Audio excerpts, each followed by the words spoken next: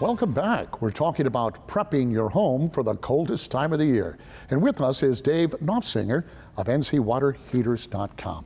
Dave, I got a question because, and I bet a lot of people probably go through this. As you get older, you become empty nesters, right? Your house is big, you may not use part of the house. What about turning the heat down in a section of the house? Is that something that can save you some money, or does that open you up to some problems with plumbing? Well, both. It will help save on money. If you've got a zone system and you have rooms in the home that you're not using much, turning the heat down when you don't need it in there is definitely a positive, but you want to balance it. You don't want to turn it completely off. When we do have those particularly cold days during the winter, we want to keep the room temperature warm enough so that you don't end up with issues behind the walls as well.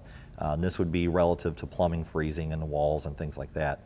I usually recommend around 55 degrees or so, give or take a little bit, in a room that you're not using, so that you're not wasting energy so much, but you still maintain the heat in there. The other flip side of that too is that you want to maintain that airflow.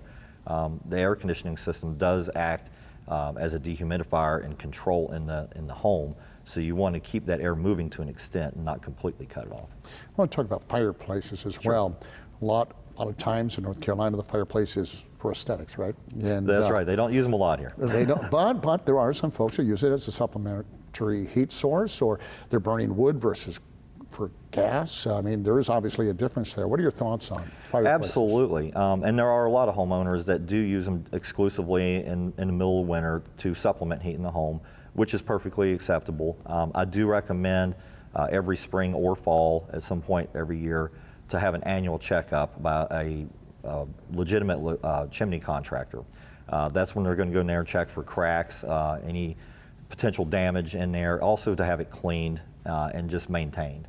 Is that more so for wood, or is it for both gas? For both. You should do both. I know that there is a little bit of a misconception that if you have a natural gas-fired fireplace that it's pretty much maintenance free, and that's not exactly accurate, because the flues can still crack and damage, or a lot of times you'll see external damage such as birds' nests and squirrels' nests that get in there during the summer when nobody's using the fireplace.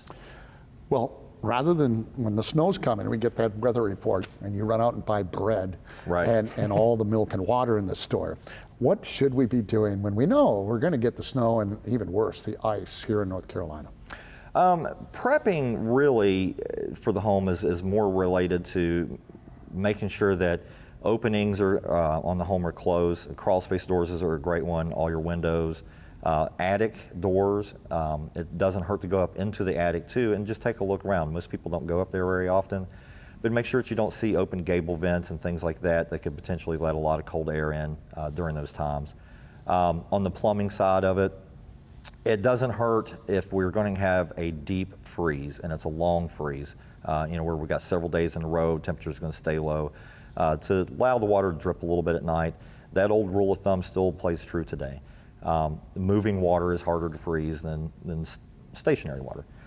So those things do help. But I do recommend that if you have concerns of the home as far as if it's ready for winter and you don't feel comfortable about doing it yourself, definitely hire a contractor such as myself or any of these guys around here to come in and just do a wellness check on your home. Most of us would do those for very inexpensive to come in and take a look at everything. Well, here's something I forget about sometimes for years. And hi, I'm Bill LeMay. I don't change my air filters. That's kind of where I'm at. I totally forget about it. So I know we're supposed to do it. What kind of impact does that have on the efficiency? Absolutely. The efficiency does go down with dirty filters. The other thing is you put a lot of strain on the equipment. And you usually will see shorter lifespans with the HVAC equipment with dirty filters. The recommendation across the board is typically every 30 days, once a month, to go ahead and change those air filters out and keep up with them. Yeah, they're so inexpensive. They are. Out of sight, out of mind. There's a range. Like most things nowadays, they make some basic filters clear up to these sometimes way overpriced filters. As a rule of thumb, I usually go middle of the road. Get a decent, good filter, but you don't necessarily have to spend double for a filter just because it says it's better. Well, we're in North Carolina, and for a lot of folks who have moved to the Triangle, they've come from a lot colder climates. So I think when they initially get down here, I was one of them. This wasn't winter to me. This is this short sleeve weather, But so tell me, you've been doing this a long time.